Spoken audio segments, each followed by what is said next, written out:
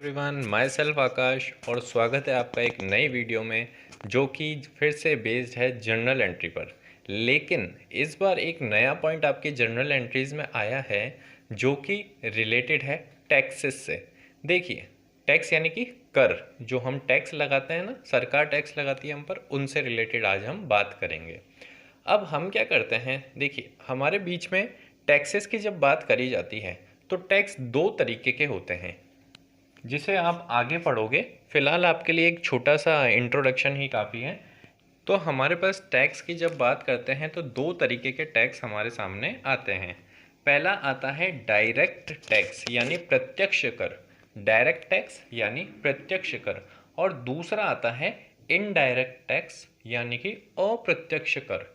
अब छोटा सा इसका प्रीव्यू ले लेते हैं कि भाई क्या होता है डायरेक्ट टैक्स और क्या होता है इनडायरेक्ट टैक्स। देखिए, डायरेक्ट टैक्स की जब हम बात करते हैं तो इसका एक सिंपल सा तरीका है एक याद करने का कि जिस इंसान पर टैक्स लगाया जा रहा है वो सीधे गवर्नमेंट को टैक्स पे करता है, वो वाला टैक्स डायरेक्ट टैक्स कहलाता है। और इसका जो एग्जाम्पल है वो है आपका इनकम टैक्स। इनकम टैक्स क्या होता है, बेसिकली मान लीजिए कि कोई पर्सन है, ठीक है, कोई आदमी है, इसकी साल भर की इनकम हो गई 10 लाख रुपए। तो इसकी जो ये इनकम हुई है इस पर टैक्स लगेगा और वो टैक्स ये क्या करेगा, ये गवर्नमेंट को सीधे पे कर देगा। इसने अपनी इनकम पर जो टैक्स लगा वो सीधे गवर्नमेंट को पे कर दिया। इसी कारण से इनकम टैक्स जो है वो आपका डायरेक्ट टैक्स कहलाता है। दूसरी चीज़ जो यहाँ लिखी हुई है वो है इनडायरेक्ट टैक्स। तो डायरेक्ट का उल्टा ही हो जाएगा इनडायरेक्ट। यानी डायरेक्ट में आपने ये नियम याद किया कि जिस पर टैक्स लग रहा है वो ही सरकार को जाकर टैक्स पे कर रहा है। तो इनडायरेक्ट का नियम क्या हो जाएगा कि जो जिस पर टैक्स लग रहा है वो सीधे सरकार को टैक्स पे ना कर कर किसी थर्ड पार्टी को टैक्स पे कर रहा है। और इसका जो एग्जाम्पल है वो है आपका जीएसटी। जीएसटी यानी कि गुड्स एंड सर्विसेज टैक्स, माल वस्तु एवं सेवा कर। ठीक है, जीएसटी का full form goods and services tax या फिर वस्तु एवं सेवा कर। अब जीएसटी में क्या होता है, देखिए मान लीजिए कि आप हैं, आपने क्या किया, एक शॉप है, इस शॉप से आपने 15,000 रुपये का माल खरीदा, कुछ भी चीज़ हो सकती है, आपने 15,000 रुपये का गुड्स परचेस किया। अब जब आप इस 15,000 का इस शॉप वाले को पेमेंट करोगे तो पेमेंट किस तरह करोगे, एक तो जो गुड्स की वैल्यू होगी आप वो पे करोगे, साथ में ये शॉप वाला आपको बोलेगा कि भाई साहब जो आप सामान खरीद रहे हो ना उस पर जीएसटी लग रहा है। और जीएसटी कितना लग रहा है, जीएसटी मान लीजिए कि लग रहा है ये हमने 15,000 का सामान खरीदा ना, अब आप एक अंदाज़ा मान लीजिए कि इस पे लग रहा है 1,800 रुपये टैक्स। ठीक है, तो वो बोलेगा कि आप मुझे ये 15,000 रुपये का जो आपने माल खरीदा है ये तो पेमेंट करोगे ही करोगे, साथ में इस पर जो टैक्स लग रहा है इसका भी पेमेंट आप मुझे करोगे। तो ये जो इंसान है ये शॉप वाले को कितने रुपए देगा, ये शॉप वाले को एक तो 15,000 रुपये देगा प्लस साथ में 1,800 रुपये टैक्स के भी देगा, यानी टोटल ये जो रुपए देगा वो 16,800 रुपये देगा। अब इस चीज़ से हम क्या समझते हैं कि ये जो पर्सन था इस पर टैक्स लगा, इसने चीज़ खरीदी इस शॉप से और उस पर इस पर टैक्स लगा और इसने टैक्स पे भी किया 1,800 रुपये। लेकिन पे किसको किया, क्या सरकार को किया, क्या नहीं, इसने शॉप वाले को टैक्स पे किया। यानी कि टैक्स इस पर लगा लेकिन इसने सीधे सरकार को पे ना कर कर इसने थर्ड पार्टी यानी कि शॉप वाले को टैक्स का अमाउंट पे किया है। तो ये जो है आपका ये इनडायरेक्ट टैक्स होता है। और ये जो परफेक्ट एग्जांपल हमने लिया ये लिया था हमने जीएसटी का। जीएसटी 1 जुलाई 2017 से एप्लीकेबल हुआ है। उससे पहले सेंट्रल सेल्स टैक्स, वेट वगैरह प्रचलन में थे। हालांकि कुछ चीज़ें अभी भी हैं जिन पर कि वेट सीएसटी लगता है, लेकिन जो आम जीवन के लिए जो चीज़ें हैं हमारे लिए, जो हम डेली यूज़ में ख़रीदते हैं, उन पर सब जगह पर जीएसटी एप्लीकेबल होता है। ठीक है। अब क्या होता है, जब हम बिज़नेस में सेल परचेस करते हैं, माल खरीदते हैं, माल बेचते हैं, तो उनकी कैसे जनरल एंट्री करी जाती है वो तो हमने सीख ली है। लेकिन जब उनके साथ में ये टैक्स पे किए जाते हैं तो इनकी भी हमें जनरल एंट्री करनी पड़ती है। तो जनरल एंट्री करने से पहले हमें समझना पड़ेगा कि टैक्स किस तरीके से लगता है जीएसटी में और क्या उसका फॉर्मेशन होता है। तो अब हम आगे बढ़कर ये चीज़ सीखते हैं। अब जीएसटी में आपको समझना क्या है, देखिए हम जब जनरल एंट्री करेंगे ना तो इनकम टैक्स का रोल हमारे लिए बहुत कम आएगा, रेयरली आएगा। लेकिन जीएसटी का जो रोल है वो हमारे लिए कई बार क्वेश्चन में देखने को मिलेगा। तो जीएसटी समझने के लिए आपको पहले दो शब्द समझने पड़ेंगे, आउटपुट टैक्स और इनपुट टैक्स। ठीक है, यहाँ पर मैं जीएसटी की केवल उतनी इन्फॉर्मेशन दे रहा हूँ जितनी अपनी जनरल एंट्री करने के लिए ज़रूरत है। ओके, तो आउटपुट टैक्स और इनपुट टैक्स, ये दो चीज़ें आपको समझनी पड़ेंगी। देखिए, आउटपुट टैक्स आप कैसे याद करेंगे कि सेल्स पर जो टैक्स लगेगा, सेल्स पर लगने वाला टैक्स, सेल्स पर लगने वाला टैक्स, उसे अपन कहेंगे आउटपुट टैक्स। इसको एक एग्जांपल से समझते हैं। मान लीजिए कि एक इंसान है ए और एक इंसान है बी। ए ने क्या किया है, ए ने कुछ गुड्स बेचा है बी को, यानी कि इसने करी है सेल्स। और किसको करी है, बी को। और हम मान लेते हैं कि जो सेल्स करी है ना वो 1000 रुपये की करी है, 1000 रुपीज़ की सेल्स करी है। अब पेमेंट कौन किसको करेगा, पेमेंट करेगा बी ए को। ठीक है भाई, माल बेचा है ए ने तो बी पेमेंट करेगा। अब पेमेंट जब करी जाएगी तो पेमेंट कैसे करी जाएगी, 1000 रुपये तो इसके नॉर्मल देने ही पड़ेंगे बी को। साथ में जो इस आर्टिकल पर जो हमने सेल्स करी है ना, जिस गुड को बेचा है, उस पर जितना टैक्स लग रहा होगा उस टैक्स को भी बी पे करेगा ए को। तो हम मान लेते हैं कि 100 रुपये टैक्स लगेगा, तो टोटल बी ए को कितना पेमेंट करेगा, 1100 रुपये का। ठीक है, अब एक हम इस तरफ भी चलते हैं, लगे हाथ इनपुट टैक्स को भी समझते हैं, फिर दोनों में कंपेयर करेंगे तो हमको बहुत अच्छा समझ आएगा। आउटपुट टैक्स था सेल्स पर लगने वाला टैक्स, और इनपुट टैक्स है परचेस पर लगने वाला टैक्स। ठीक है, वही एक और एग्जांपल ले लेते हैं हम कि एक है डीलर ए, एक है डीलर बी। अब हम ये मानते हैं कि ए ने बी से परचेस किया है, यानी कि ए ने बी से परचेस किया है। ओके, इसके बाद पेमेंट कौन करेगा, ए पेमेंट करेगा बी को, ए पेमेंट करेगा बी को। ठीक है, यहाँ हम मान लेते हैं कि हमने 2000 रुपये की चीज़ परचेस करी है, तो हम पेमेंट कितना करेंगे, हम यानी कि ए पेमेंट कितना करेगा बी को, 2000 रुपये। लेकिन क्या केवल 2000 ही पेमेंट करेगा, नहीं, साथ में टैक्स भी पे करेगा। अब हम मान लेते हैं कि यहाँ पर जो टैक्स बन रहा था ना वो 200 रुपये बन रहा था, तो मैं कितना अमाउंट पे करूँगा, मैं यानी कि ए कितना अमाउंट पे करेगा, 2000 और साथ में टैक्स के 200, यानी 2200 रुपये पे किए जाएंगे ए द्वारा बी को। ठीक है, अब इन दोनों को आपस में कंपेयर करते हैं। आउटपुट टैक्स की जब मैंने बात करी तो मैंने कहा सेल्स पर लगने वाला टैक्स आउटपुट टैक्स होता है। तो हम अगर खुद को ए मान लें तो इस कंडीशन में 100 रुपये जो हैं ये हमारे लिए आउटपुट टैक्स हो जाएगा।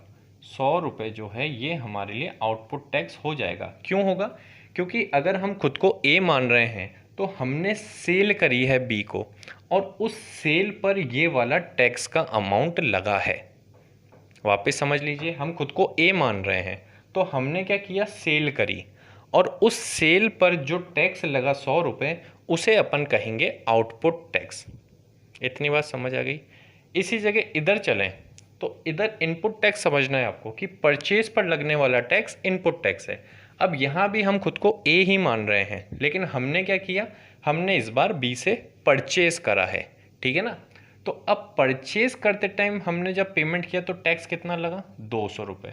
तो ये 200 हो गया हमारा इनपुट टैक्स, यानी कि सेल पर लगने वाला टैक्स आउटपुट टैक्स होगा, परचेज पर लगने वाला टैक्स इनपुट टैक्स होगा। जो ये आउटपुट टैक्स होता है ये हम किसको पे करते हैं, सीधे सरकार को। कैसे पे करेंगे, देखिए यहाँ समझिए, ए हम है, ठीक है, यानी कि अगर मैं मेरी बात कर रहा हूँ तो मैं ए हूँ, मैंने सेल करी बी को, बी मुझे पेमेंट करेगा।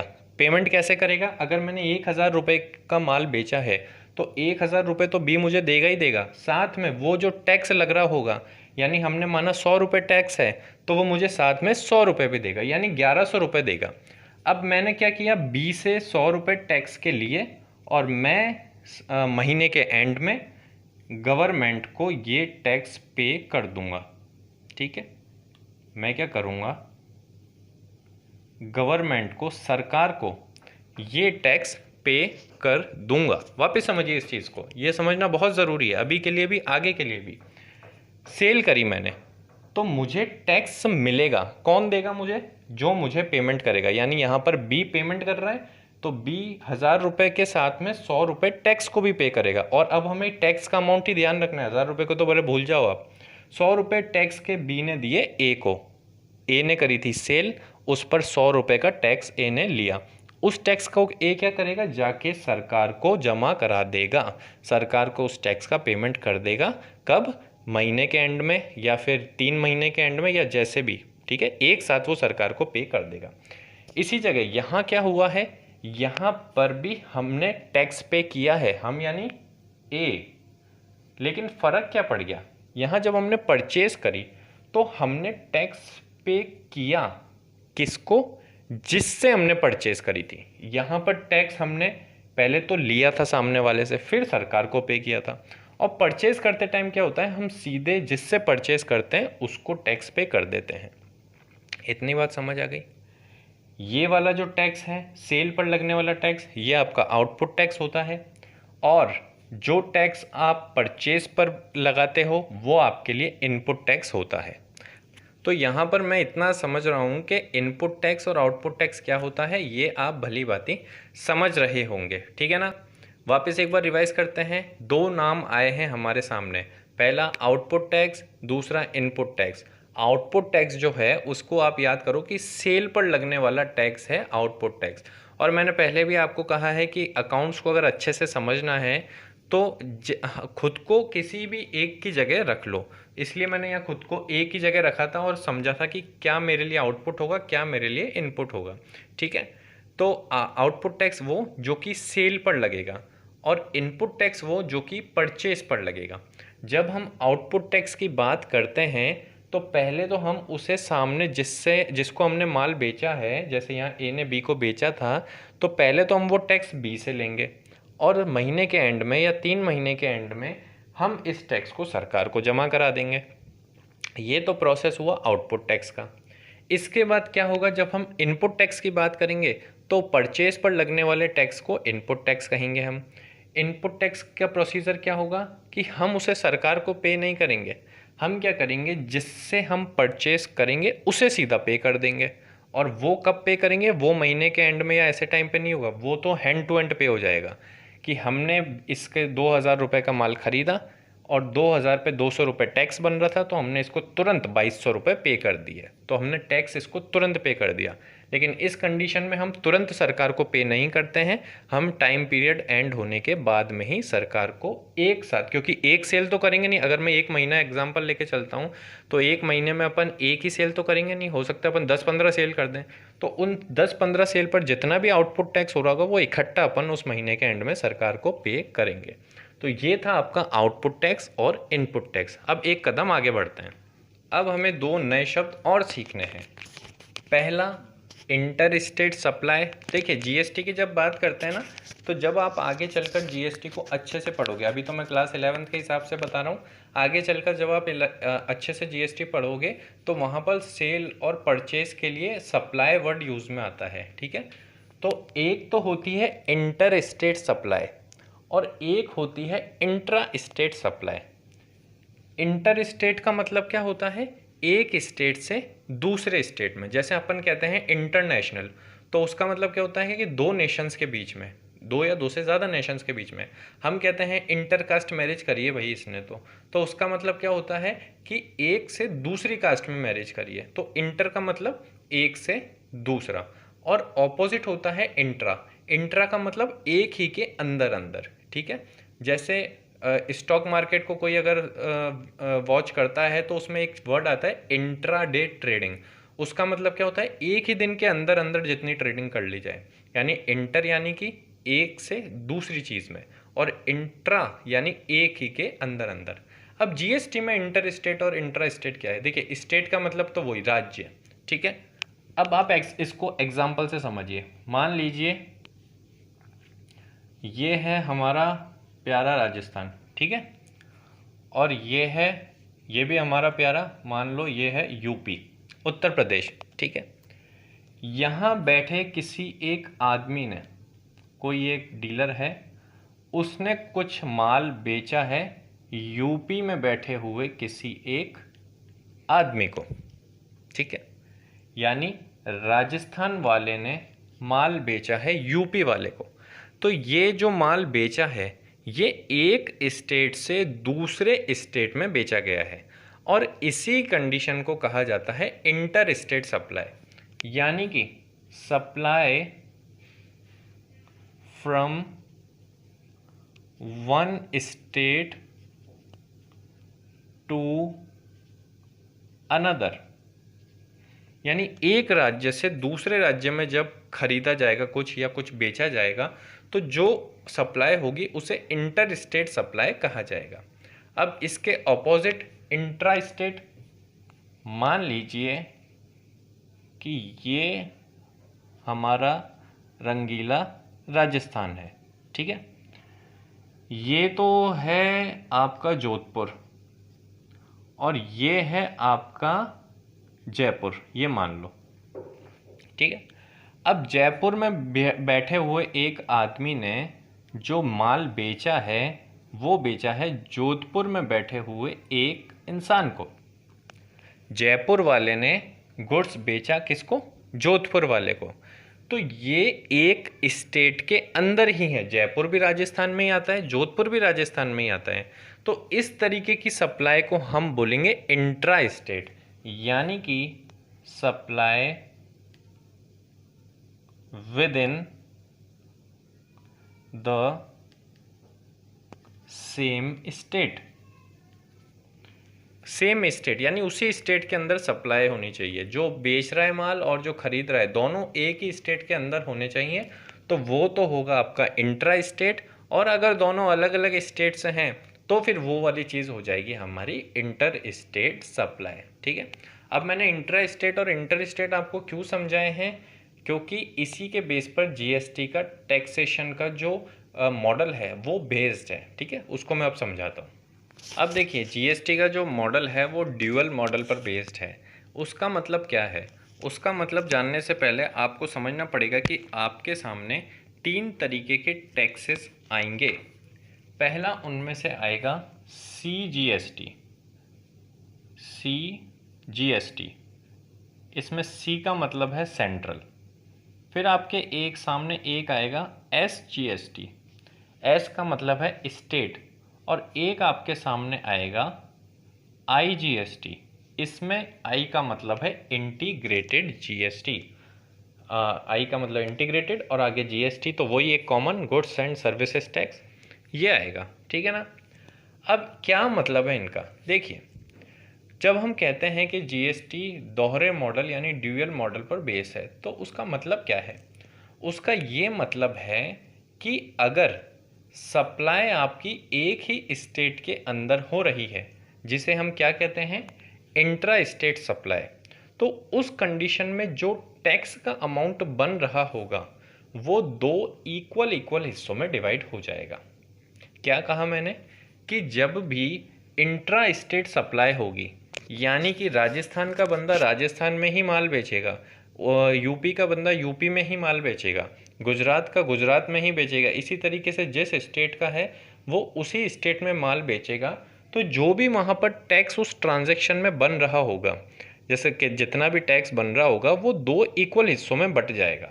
जैसे मान लीजिए कि राजस्थान में एक डीलर ने दूसरे डीलर को कुछ चीज़ बेची और उस पर टैक्स बना 1000 रुपये का, टैक्स बना 1000 रुपये का। तो ये सप्लाई हुई इंट्रा स्टेट, क्योंकि एक ही स्टेट के अंदर हुई है। तो जैसे ही हमें पता पड़ा कि इंट्रा स्टेट सप्लाई हुई है, जो टैक्स बनेगा ना वो 2 बराबर बराबर हिस्सों में डिवाइड हो जाएगा। 500 रुपये एक डिवाइड हो जाएंगे, 500 रुपये एक डिवाइड हो जाएंगे। ठीक है, अब होगा क्या, इसमें से जो आधा हिस्सा है यानी 1000 रुपये का जो आधा हिस्सा है 500 रुपये, ये तो चला जाएगा सेंट्रल गवर्नमेंट के पास, और सेंट्रल गवर्नमेंट के पास जाएगा तो इसे हम क्या नाम दे देंगे, CGST यानी सेंट्रल GST। और जो दूसरा 500 रुपये का हिस्सा बचा हुआ है ये रह जाएगा स्टेट गवर्नमेंट के पास। भाई स्टेट गवर्नमेंट भी तो कमाई करेगी ना, तो स्टेट गवर्नमेंट के पास रह जाएगा ये वाला 500 रुपये, और इसको अपन नाम दे देंगे SGST। वापस समझें इस चीज़ को, जब भी इंट्रा स्टेट सप्लाई होगी, ठीक है ना, इंट्रा स्टेट सप्लाई जब भी होगी तो उधर जो टैक्स बन रहा होगा वो 2 बराबर हिस्सों में डिवाइड हो जाएगा। जैसे यहाँ पर 1000 रुपये टैक्स बन रहा है तो 500 रुपये में उसको डिवाइड कर दिया। अब डिवाइड करने पर होगा क्या, आधा हिस्सा तो चला जाएगा सेंट्रल गवर्नमेंट के पास, सेंट्रल गवर्नमेंट पैसा कमाएगी, आधा हिस्सा चला जाएगा स्टेट गवर्नमेंट के पास, स्टेट गवर्नमेंट पैसा कमाएगी। तो जो सेंट्रल गवर्नमेंट के पास जाएगा ना उसे अपन क्या नाम देंगे, उसे हम प्यार से कहेंगे CGST, यानी C का मतलब सेंट्रल, और जो स्टेट के पास रह जाएगा उसे अपन कह देंगे SGST, और यहाँ S का मतलब है स्टेट GST। ठीक है ना, यानी CGST यानी सेंट्रल GST और SGST यानी स्टेट GST। अब इसी की जगह अगर हमारी सप्लाई हो इंटर स्टेट तो क्या कंडीशन बनेगी, ये वाली कंडीशन हो कि एक स्टेट ने, भले वो राजस्थान हो, यूपी हो, MP हो, गुजरात हो, जो भी हो, उसने किसी दूसरी स्टेट में कोई भी सेल करी है, तो उस कंडीशन में जो टैक्स का अमाउंट बन रहा होगा ना वो जाएगा सीधे सेंट्रल गवर्नमेंट के पास। लेकिन वो अब सेंट्रल GST नाम से नहीं जाएगा, वो अब जाएगा IGST के नाम से। किस नाम से जाएगा वो जाएगा अब IGST, इंटीग्रेटेड IGST यानी इंटीग्रेटेड GST के नाम से पूरा का पूरा चला जाएगा वो सेंट्रल गवर्नमेंट के पास। समझ आई ये बात, क्या कहना चाह रहा है ये वाला सिनेरियो, ये कहना चाह रहा है कि भाई अगर आप इंटर स्टेट सप्लाई करते हो, और इंटर स्टेट का मतलब एक स्टेट से दूसरे स्टेट में, तो वहाँ पर जितना भी टैक्स बन रहा होगा वो पूरा का पूरा पे किया जाएगा सेंट्रल गवर्नमेंट को, और उसे हम नाम क्या देंगे, उसे हम नाम देंगे IGST यानी integrated goods and services tax. दूसरी जगह अगर आप एक ही स्टेट के अंदर माल बेच रहे हो तो वहाँ पर जो टैक्स का अमाउंट बन रहा होगा वो 2 बराबर हिस्सों में डिवाइड हो जाएगा, और उनमें से आधा हिस्सा तो जाएगा सेंट्रल गवर्नमेंट के पास और आधा जाएगा स्टेट गवर्नमेंट के पास। यानी सेंट्रल गवर्नमेंट हर हालत में पैसा कमाएगी ही कमाएगी, चाहे इंटर स्टेट हो चाहे इंट्रा स्टेट हो। ठीक है ना, अब जो सेंट्रल के पास चला जाएगा वो CGST के नाम से जाएगा, ये वाला भी सेंट्रल के पास जा रहा है, ये भी सेंट्रल के पास जा रहा है, परंतु इसको अपन प्यार से कह रहे हैं CGST और इसको कह रहे हैं IGST। और इधर जो आधा हिस्सा बचा वो रख लेगी स्टेट गवर्नमेंट, जैसे यहाँ राजस्थान की बात कर रहे हैं तो राजस्थान गवर्नमेंट रख लेगी, अगर ये गुजरात होती तो गुजरात गवर्नमेंट रख लेती, और उसे अपन कहेंगे SGST यानी स्टेट GST। तो ये है जो आपने समझा है, ये है ड्यूअल मॉडल ऑफ GST। हमने यहाँ पर नए शब्द क्या सीखे हैं, CGST, SGST और IGST। एक यहाँ पर UTGST भी काम में आता है कि अगर इस, जैसे हम ये राजस्थान स्टेट की बात कर रहे हैं, इसकी जगह अगर कोई यूनियन टेरिटरी आ जाए तो वहाँ पर SGST की जगह हो जाएगा UTGST। भाई S का मतलब क्या है, स्टेट, राजस्थान तो स्टेट है इसलिए SGST हो गया। अगर राजस्थान की जगह मान लीजिए चंडीगढ़ होता तो वो एक यूनियन टेरिटरी है, तो उस कंडीशन में यहाँ पर एस की जगह यूटी लग जाता है, यूटी जीएसटी। ठीक है, तो वो अभी ज़्यादा समझने वाली बात है नहीं, ये अगर आपको समझ आ जाए तो बहुत बेहतरीन बात मेरे लिए तो ये हो जाएगी। ठीक है। अब देखिए, अब आपने इतना समझ लिया कि ड्यूअल मॉडल कहता है कि टैक्स सीजीएसटी एसजीएसटी में बट जाएगा और इंटर स्टेट होगी तो आईजीएसटी में चला जाएगा। उससे पहले हमने समझ लिया कि अगर हम सेल्स करते हैं तो उस पर जो टैक्स का ट्रीटमेंट होता है वो टैक्स कहलाता है आउटपुट टैक्स, और अगर हम परचेज करते हैं तो उस पर जो टैक्स हम पे करेंगे वो कहलाएगा इनपुट टैक्स। ठीक है, अब पहले आप सेल्स को समझिए। मान लीजिए कि आपने जो सेल करी है वो एक ही स्टेट के अंदर करी है, तो वहाँ पर जो टैक्स लगेगा वो दो हिस्सों में बट जाएगा, सीजीएसटी और एसजीएसटी। ठीक है, आपने सेल करी है एक ही स्टेट के अंदर, तो वो हुई इंट्रा स्टेट, और उस कंडीशन में दो इक्वल हिस्सों में टैक्स बढ़ जाएगा। पहले वाले को आप बोलोगे सीजीएसटी और दूसरे वाले को आप बोलोगे एसजीएसटी। लेकिन क्योंकि ये सेल्स पर लगा है इसलिए आपको इसके सामने वर्ड लगाना पड़ेगा आउटपुट टैक्स। ठीक है, सीजीएसटी, वैसे तो टी का मतलब टैक्स ऑलरेडी हो गया है, फिर भी समझने के लिए लिखो सीजीएसटी आउटपुट टैक्स। उसके बाद एसजीएसटी के आगे भी आपको ये लगाना पड़ेगा एसजीएसटी आउटपुट टैक्स। इसी जगह मान लीजिए हमने जो सेल करी है वो हमने इंटर स्टेट करी है, यानी अगर हम हैं गुजरात के तो हमने मध्य प्रदेश वाले को सेल करी है, तो उस कंडीशन में जो टैक्स है वो सीधा सेंट्रल गवर्नमेंट के पास जाएगा, और किस नाम से जाएगा, आईजीएसटी। लेकिन क्योंकि हमने सेल पर वो वाला टैक्स का ट्रीटमेंट किया है तो उसके आगे भी लग जाएगा आईजीएसटी आउटपुट टैक्स। ठीक है, इतनी बात क्लियर। अब इसके बाद हम बात करें परचेज की। जब हम परचेज करते हैं और उस पर जो टैक्स पे करते हैं उसे इनपुट टैक्स कहा जाता है। तो यहाँ भी ये वाली कंडीशन आ सकती है कि मान लीजिए हमने जो परचेज करी वो एक ही स्टेट के अंदर करी, तो उस कंडीशन में जो टैक्स हमने पे करेंगे वो दो हिस्सों में बढ़ जाएगा, सीजीएसटी यानी कि सेंट्रल जीएसटी, फिर दूसरा हिस्सा बढ़ जाएगा इक्वल एसजीएसटी यानी स्टेट जीएसटी। अब जो काम आपने यहाँ किया था वही यहाँ करना है। इसको देखते ही पता पड़ रहा है कि सीजीएसटी टैक्स सेल पर लग रहा है क्योंकि यहाँ आउटपुट वर्ड लग रहा है, और यहाँ हमें परचेज पर टैक्स लग रहा है, तो हमें यहाँ पर लिखना पड़ेगा आगे सीजीएसटी इनपुट टैक्स। यहाँ पर भी टी का मतलब टैक्स है, लेकिन अभी आपको समझ आया इसलिए मैं टैक्स को वापस लिख रहा हूँ, सीजीएसटी इनपुट टैक्स और एसजीएसटी इनपुट टैक्स। और इसी जगह अगर ये एक स्टेट के अंदर ना होकर एक स्टेट से दूसरी स्टेट में हो, यानी कि इंटर स्टेट हो जाए, उस कंडीशन में क्या होगा, उस कंडीशन में जो टैक्स लगेगा वो सीधा सेंट्रल गवर्नमेंट के पास जाएगा, और किस नाम से जाएगा, आईजीएसटी के नाम से। लेकिन हमने तो परचेज पर टैक्स दिया है, इसलिए हम इसके आगे लिख देंगे आईजीएसटी इनपुट टैक्स। यानी कि आपके सामने 6 टैक्स निकल कर आ गए हैं। 3 तो आपके सामने हो गए हैं ये, और 3 आपके सामने हो गए हैं ये तीनों टैक्स तब आएंगे जब आप सेल करोगे, और ये तीनों टैक्स तब आएंगे जब आप परचेस करोगे।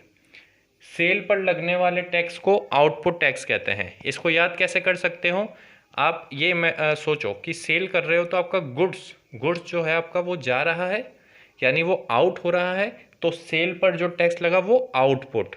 और परचेज अगर आप कुछ चीज़ खरीदते हो तो गुड्स आता है, वो इन होता है, तो इसलिए परचेज पर लगने वाला टैक्स इनपुट। सेल गुड्स जाएगा, इसीलिए उस पर लगने वाले टैक्स को कह दिया हमने आउटपुट टैक्स। परचेज गुड्स आएगा, इसलिए हमने कह दिया इनपुट टैक्स। ये केवल याद रखने का एक मैं तरीका बता रहा हूँ, ठीक है। एक्चुअल लॉजिक ये आप इसको नहीं समझे, ये केवल मैं याद रखने के लिए आपको समझा रहा हूँ। तो हमने समझा कि हमारे सामने 6 टैक्स आ सकते हैं, है तो 3 ही, लेकिन वो सेल और परचेज पर लगकर 6 में कन्वर्ट हो जाते हैं। CGST output tax, CGST input tax. जहाँ आउटपुट वर्ड आ गया तो आप समझ जाओगे कि ये सेल वाले की बात हो रही है। जहाँ इनपुट वर्ड आ गया वहाँ आप समझ जाओगे कि ये परचेज वाले की बात हो रही है। SGST output tax, SGST input tax, वही आउटपुट और इनपुट को देखकर समझना है। IGST output tax, IGST input tax, वही हमें आउटपुट और इनपुट देख के समझना है। तो यहाँ हमने एक GST की बेसिक सी बात कर ली है कि टैक्सेस क्या होते हैं और कैसे लगते हैं, कब वो दो हिस्सों में डिवाइड होते हैं इक्वल, कब डिवाइड नहीं होते हैं, अगर डिवाइड होते हैं तो कौन सी गवर्नमेंट के पास कौन सा हिस्सा जाता है और किस गवर्नमेंट के पास कुछ हिस्सा नहीं जाता है, और जब डिवाइड नहीं होते हैं तो पूरा टैक्स किस गवर्नमेंट के पास जाता है। ये चीज़ हमने यहाँ पर समझ ली है, ठीक है ना। एक चीज़ मैं आपको और एक्स्ट्रा बता दूँ, एक ही टैक्स का अमाउंट दो अलग अलग डीलर के लिए आउटपुट और इनपुट का काम करता है। ये बात का अर्थ क्या है कि मान लीजिए ए है और दूसरा डीलर बी है, अब हम दोनों में से खुद को किसी को भी नहीं मान रहे।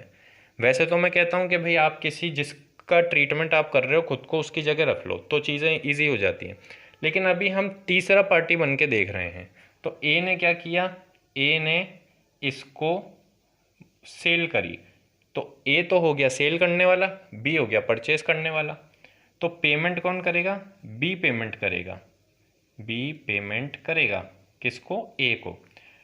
सेल पर जो अमाउंट था वो था 10,000 रुपये, तो क्या बी केवल 10,000 रुपये पे करेगा, नहीं, बी 10,000 रुपये के साथ में टैक्स भी पे करेगा। मान लीजिए टैक्स बना 1,200 रुपये, तो टोटल जो पेमेंट किया उसने किया 11,200 रुपये का, ठीक है ना।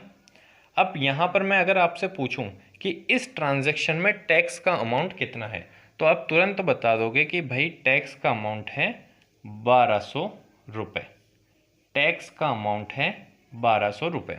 अब मैंने ये समझाने से पहले आपको बोला था कि एक ही टैक्स का अमाउंट दो तरीके से ट्रीट होता है, ठीक है। अब वो कैसे होता है, देखिए, अगर अब हम खुद को एक ही जगह रख लें, तो हमने तो सेल करी है, तो ये जो 1,200 रुपये हैं वो हमारे लिए हो जाएंगे आउटपुट टैक्स, ठीक है।